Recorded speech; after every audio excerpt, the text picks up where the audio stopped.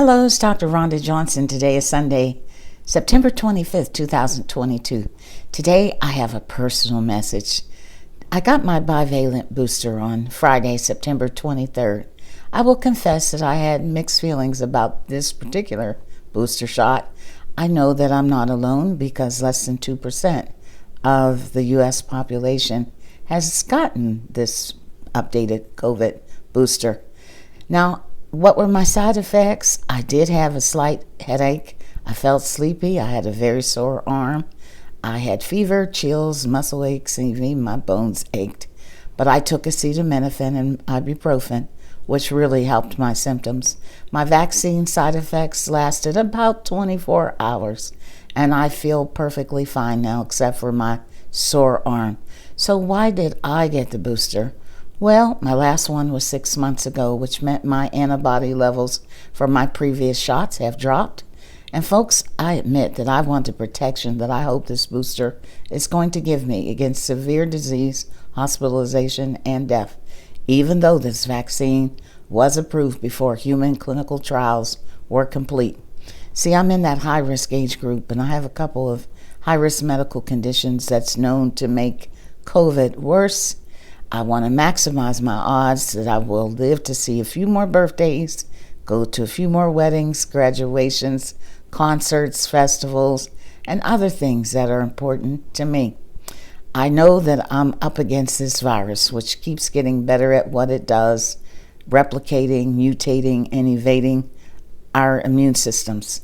I know my booster won't prevent me from getting infected. I know that there's still a lot of COVID in the air. And unfortunately, this virus can live up to 3 hours floating around in the air. But if I get infected, which knock on wood, I hope I won't, my immune system will have higher levels of circulating antibodies because I got my booster, which may help my cells avoid cellular death by this fast replicating virus once it gets inside your cells. So if less of my cells die, my vital organs will sustain less damage. I know this virus can attack my blood vessels, my lungs, my brain, my heart, increase my risk of blood clots, heart attacks, stroke, kidney disease, dementia, and other serious medical problems that I don't want. So for me, the decision was not necessarily what I wanted to do, what I felt that I had to do, and what was best for me.